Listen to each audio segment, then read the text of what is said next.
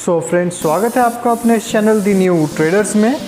आज हम basic of stock markets की पार्ट 2 देखने वाले हैं।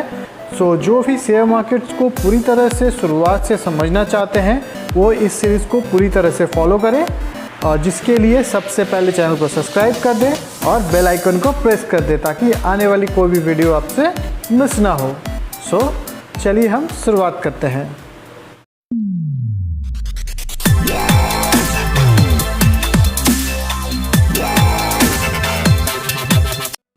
सो फ्रेंड, जैसे कि हमने पार्ट 1 वाले वीडियो में सीखा था, एक ट्रेडिंग या इन्वेस्टमेंट करने के लिए हमें कुछ अकाउंट्स की ज़रूरत पड़ती है। सो अगर आपने अभी तक वो वीडियो चेक नहीं किया हुआ तो मैं लिंक डिस्क्रिप्शन में दे रहा हूँ, काइंडली आप जाके इस वीडियो को चेक कर लें, उसके बाद इसे फॉलो करें तो आप कनेक्ट कर सकेंगे। आज के इस वीडियो में हम बेसिकली 3 पॉइंट्स के ऊपर डिस्कस करने वाले हैं। Number 1, different type of brokers कौन कौन से अवेलेबल है अपने पास अकाउंट खुलवाने के लिए, जिसमें हम ट्रेड या इन्वेस्टमेंट कर सकते हैं। नंबर 2, डॉक्यूमेंट्स कौन कौन सी रिक्वायरमेंट होगी हमें उस अकाउंट खुलवाने के लिए।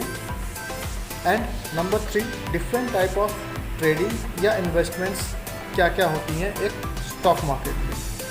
सो आइए इसके ऊपर हम डिस्कस करते हैं। सो आइए बात करते हैं अपने पहले पॉइंट पे, डिफरेंट टाइप ऑफ ब्रोकर्स कौन कौन से अवेलेबल है मार्केट में। जनरली ब्रोकर्स 2 टाइप के होते हैं, एक पार्ट टाइम ब्रोकर्स और एक होते हैं full time broker. Part time broker generally bank के थ्रू हमें प्रोवाइड की जाती है, जैसे HDFC bank, ICICI bank, axis bank, different type of bank जहाँ भी आपका सेविंग्स अकाउंट है वो भी हमें ट्रेडिंग प्लेटफॉर्म प्रोवाइड करती है जिसमें हम ट्रेड या इन्वेस्टमेंट कर सकते हैं।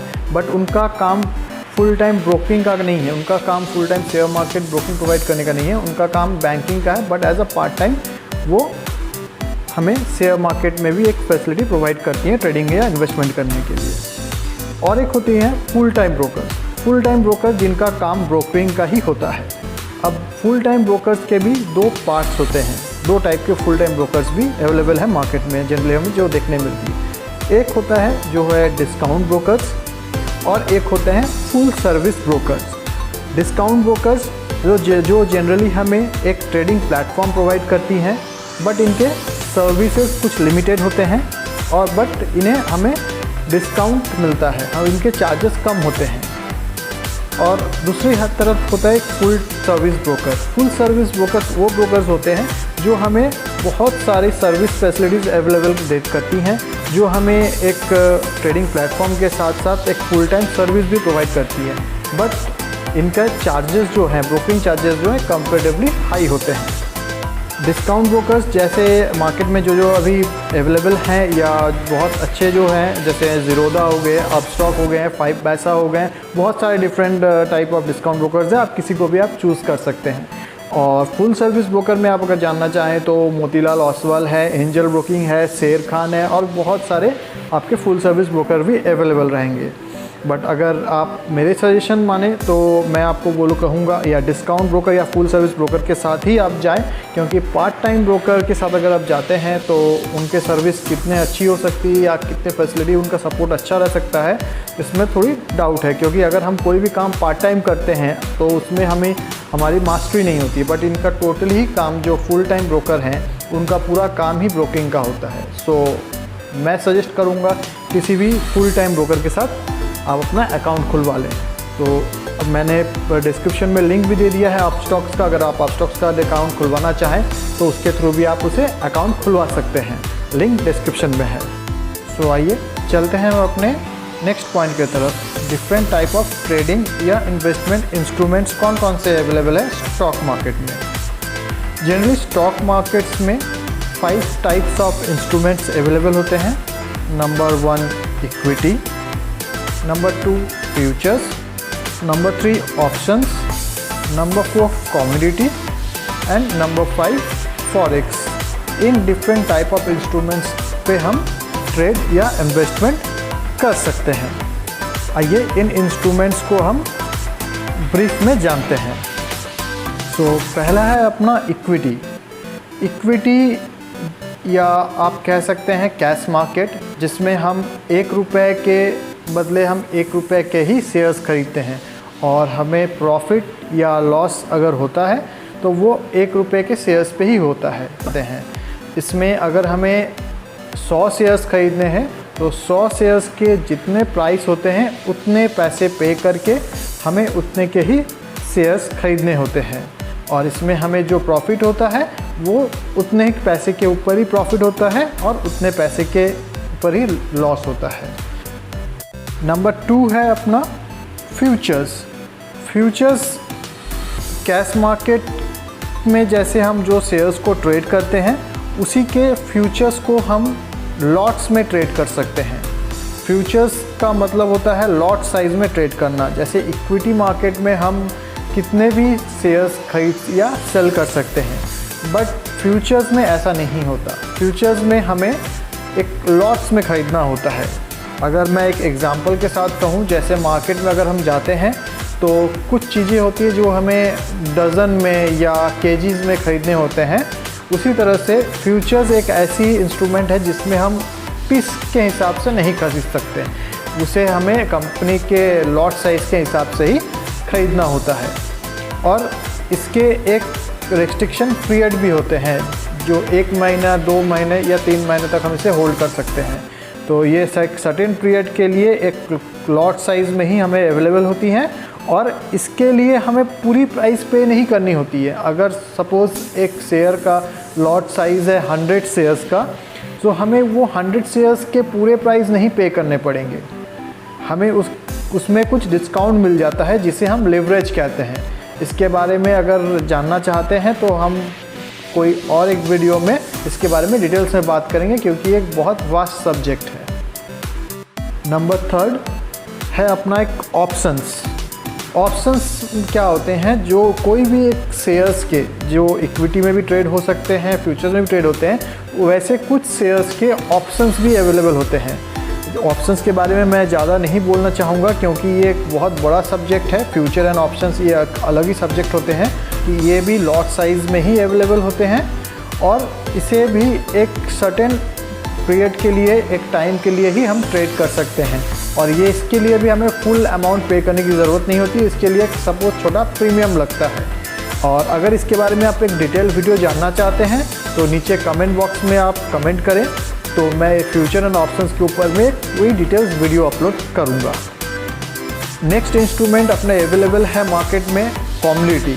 कमोडिटी भी को भी हम मार्केट में ट्रेड कर सकते हैं। अब डिफरेंट टाइप ऑफ कमोडिटीज़ से जो अवेलेबल है मार्केट में, number 1 agri commodities, number 2 metal, number 3 energy and number 4 bullion. इसमें ये डिफरेंट टाइप ऑफ सेक्टर्स है कमोडिटी के जिसमें हम ट्रेड कर सकते हैं। बुलियन में जैसे गोल्ड एंड सिल्वर आते हैं, मेटल में एल्युमिनियम, कॉपर, जिंक एक्सेट्रा ये सब आ जाते हैं। एनर्जी में जैसे crude oil, natural gas etcetera ये सब अवेलेबल होते हैं। एंड एग्री में कार्डमम, कॉटन्स एक्सेट्रा हम ट्रेड कर सकते हैं। और नेक्स्ट अपना इंस्ट्रूमेंट जो अवेलेबल है मार्केट में, नंबर 5 फॉरेक्स।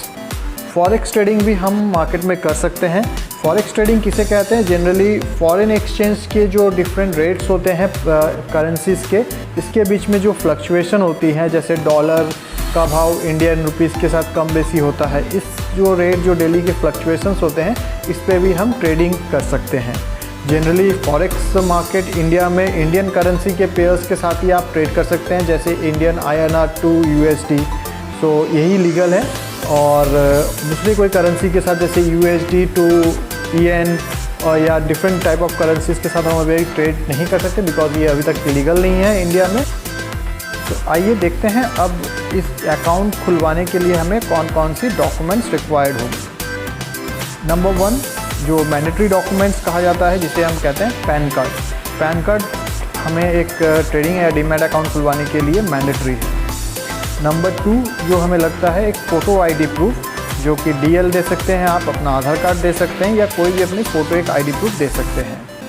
नंबर 3 हमारी एक कैंसिल चेक लगती है, अपनी सेविंग्स अकाउंट की एक कैंसिल चेक जिसमें अपना नाम प्रिंट हो, वैसे एक कैंसिल चेक की फ़ोटोकॉपी हमें अपलोड करनी होती है अगर आप ऑनलाइन अकाउंट खुलवा रहे हैं तो।